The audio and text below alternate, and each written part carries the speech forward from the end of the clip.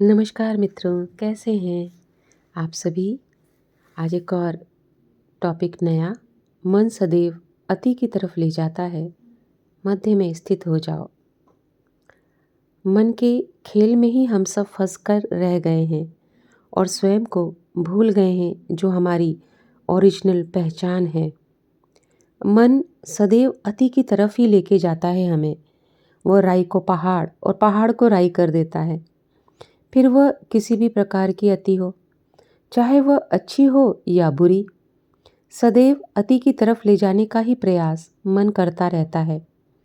और हम भी बेहोशी में पेंडुलम की भांति ही इस अति के खेल में झूल रहे हैं।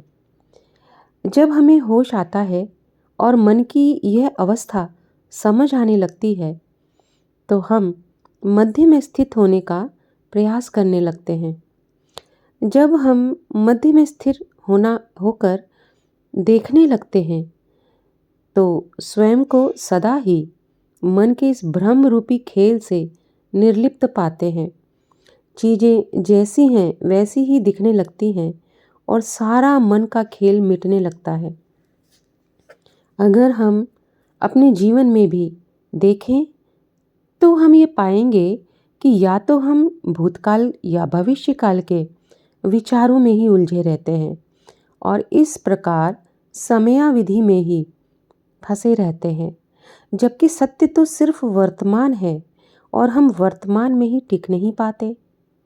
परमात्मा तो पर है, अर्थात समयातीत है। और जब हम इसी पल रूपी वर्तमान में रहने लगते हैं, तो उस पल में आनंद प्रेम की अनुभूति होती है और इसी पल में हम काल समय से परे समयातीत हो जाते हैं। अतः हमें वर्तमान में इसी पल में होशपूर्वक रहकर साक्षी बनकर रहना चाहिए।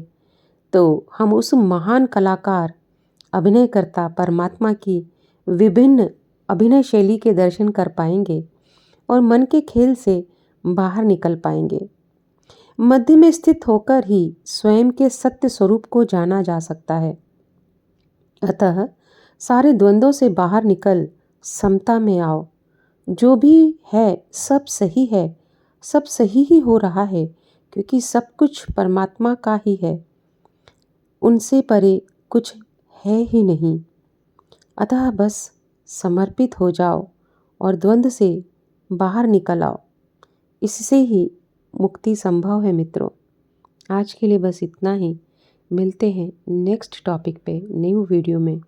तब तक के लिए हृदय से आप सभी का आभार और हमारे परम पूज्य प्रभु जी के चरणों में कोटि कोटि नमन करते हुए एक बार फिर धन्यवाद मित्रों।